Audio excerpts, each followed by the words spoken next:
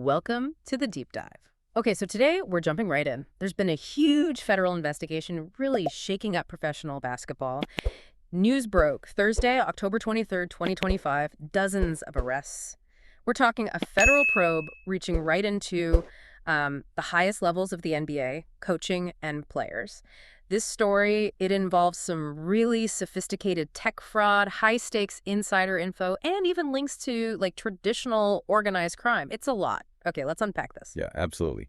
Our mission here is really to uh, quickly pull together the specific allegations from the sources, understand just how big this operation was, and it's massive, All right. and then try to analyze what this whole thing means for the integrity of pro sports, especially with gambling being so widespread now. Right. We've got confirmed info from FBI Director Kash Patel. More than 30 people charged. And these aren't small things. Yeah. Wire fraud, money laundering, extortion, unlawful gambling, serious stuff. 30 arrests tied to NBA figures. I mean, that number alone tells you this wasn't just like a couple of bad actors making a few bets here and there. No, definitely not. Our sources, Reuters, for example, they confirmed this was sophisticated. Multi-year. Tens of millions of dollars in illegal profits. And through two completely separate schemes, right? That's the key point. Two distinct schemes. And critically, both apparently relied on these high-profile NBA insiders, either to lend credibility and lure victims in, or to provide that crucial non-public info needed to, well, basically guarantee betting wins. Okay, so let's name the names. The two big figures arrested that Thursday morning, the ones who seem to be central to these two investigations. First, you've got Chauncey Billups, Hall of Famer, head coach for the Portland Trail Blazers, arrested in Portland. Right. And the second is Terry Rozier, currently a guard for the Miami Heat. He was picked up in Florida. These two guys were allegedly the connection points for these two separate operations the FBI was targeting. One was all about insider sports betting. The other, a nationwide network of rigged poker games, celebrity poker games. So it sounds like Scheme 1, the Rozier one, that was about using non-public performance info, weaponizing it. And Scheme 2, with Billups, that was more about using celebrity status to pull people into, like you said, a technological trap. Precisely. Two very different methods, same goal. Illegal profit. Okay, let's start with the one that hits closest to the game itself, the one directly impacting what happens on the court. The insider betting operation. Yeah, this is where things get really concerning for the league, I think. Officials, including Director Patel, straight up called it the insider trading saga for the NBA. Insider trading for the NBA. Yeah, and this wasn't just betting on who wins the game. It was about manipulating those really specific bets, the prop bets, based on non-public information. So what does insider trading actually mean here? We usually hear that term with stocks, finance. How does that apply legally, like wire fraud, when we're talking about a player's performance? It's a really interesting application. So wire fraud, at its core, is using interstate communications, phone, text, email, whatever, to run a scheme to defraud someone of money. In this case, the allegation is that Rozier and potentially others shared very specific non-public info about their own expected performance.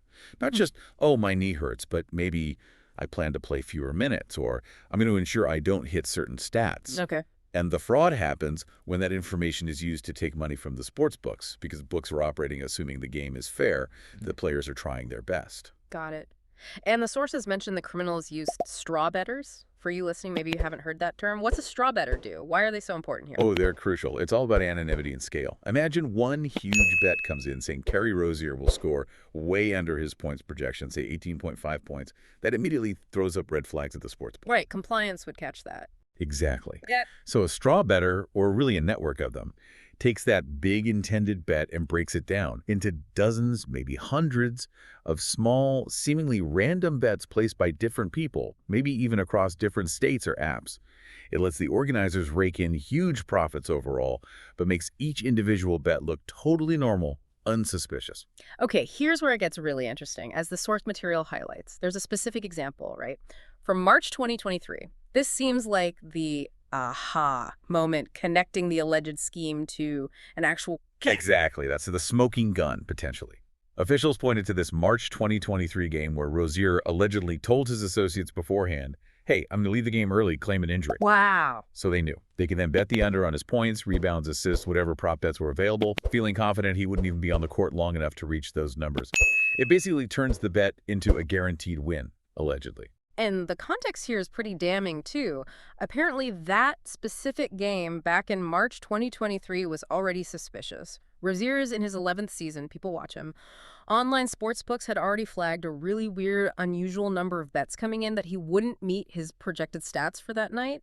And then, boom, he leaves after just 9 minutes, citing an injury. Right. So what looked like maybe just bad luck or a minor injury at the time, the allegation now is that it was completely premeditated, done purely for betting profit. It really shows how effective this kind of scheme could be, especially with prop betting being so popular now. You can bet on almost anything a player does.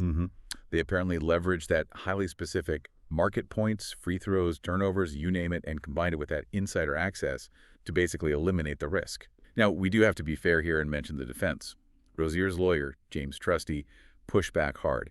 He argued the prosecutors are relying on spectacularly incredible sources, basically saying the informants aren't reliable. Oh. And he also pointed out that the NBA itself had looked into this specific game issue before and apparently cleared Rozier. He called it a non-case. So a direct challenge to the credibility of the government's case there. But, the complexity of that second scheme, the one involving Billups, it sort of suggests the FBI isn't just relying on flimsy sources, right? Let's pivot to that one. This is the one focused away from the court on high-stakes poker. That's right, a completely separate case, separate indictment. Billups is charged with helping to rig these high-roller poker games, happening across the country, apparently. These weren't your average Friday night games. Highly sophisticated setups, often in fancy homes or temporary spots, specifically designed to cheat wealthy players out of serious money. And the hook was simple, right? Play poker with celebrities. Exactly. That was the lure. Play against famous names, maybe Billups himself or others. It adds that layer of trust, of exclusivity, makes people let their guard down.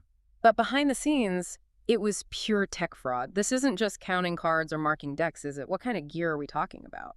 Yeah, this is where it gets wild. The charging documents specifically mention fraudulent card shufflers and, get this, X-ray tables. X-ray tables? Seriously, how does that even work in a poker game? Can you, walk us through the mechanics? It sounds like science fiction, but it's real tech used for cheating. It usually relies on special playing cards with markings invisible to the naked eye. The X-ray table, maybe built into the table itself or used somehow during shuffling, can detect those markings. So the operators running the game know exactly what cards each player has, what's coming on the flop, the turn, the river. Wow, so they had perfect information. Essentially, yeah. It's high-tech insurance for the house, or in this case, the criminal enterprise running the game. It guarantees they always win in the long run, fleecing these high-net-worth victims who think they're just having a fun, albeit expensive night of poker. And what's fascinating, or maybe disturbing, is the link to, old school organized crime. We hear illegal gambling, and maybe think bookies, but this connects high-tech cheating to the mob. It does, explicitly. Officials stated that several organized crime families based in New York were getting a cut of the profits from these rigged games. And they weren't just silent partners, they allegedly handled the enforcement, using extortion, even robbery, to collect debts from players who lost huge sums, potentially millions, in these fixed games and couldn't pay up immediately. So violence or the threat of violence was part of the collection process. Seems like it. And then to complete the cycle, the money they made, the illicit profits, had to be cleaned. The proceeds were laundered, reportedly using sophisticated methods, including cryptocurrency transactions, to hide the money trail. Okay, the moment you put together NBA figures, organized crime, X-ray tables, and crypto laundering, it really feels like sports-related corruption has entered a whole new era. Absolutely. And if you zoom out, look at the bigger picture, this whole probe highlights a massive vulnerability across North American pro sports right now. Officials are saying this is part of broader concerns about gambling's influence across all the big leagues, NBA, NFL, MLB, NHL. Why now, though? What's changed to make the leagues seemingly so vulnerable to this kind of sophisticated criminal activity? Well, the elephant in the room is the massive expansion of legalized sports betting across the U.S., especially the online betting, and as we discussed, the really granular prop betting. While legalization aimed for transparency, it also injected enormous amounts of money, liquidity into the system. And where there's that much money, it creates huge incentives for sophisticated criminal groups to find ways in to exploit any weakness. It's evolved way beyond simple point shaving by a rogue player. This is looking more like organized, financialized fraud targeting a huge legal market. And there was a clear warning sign, a precedent within the NBA itself just recently, wasn't there? There was. You can't really talk about this without mentioning the Jonte Porter case from 2024. Former NBA player, banned for life by the league.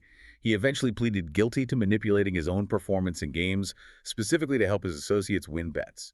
That's the exact same core mechanism alleged in this new Rozier case. So it shows a pattern. It wasn't just an isolated incident with Porter. Exactly. Yeah. It suggests this method, players compromising their own performance for betting games, might be a tactic that authorities are now seeing or suspecting more systemically. They're connecting the dots. So for you listening, the fan, the observer, who maybe just wants to watch a game and believe it's on the level, what does all this mean? Well, it raises some pretty deep questions, unfortunately. Questions about just how vulnerable the integrity of the games really is. When you have, allegedly, two major operations running side by side. One, using an NBA coach's name and status to facilitate high-tech poker fraud involving X-ray tables. The other using player insider info to guarantee wins on prop bets. It demonstrates the threat is real and multifaceted. The sheer volume of money now flowing through legal sports betting seems to be attracting very capable, very organized criminal elements. And these indictments suggest they're finding ways in.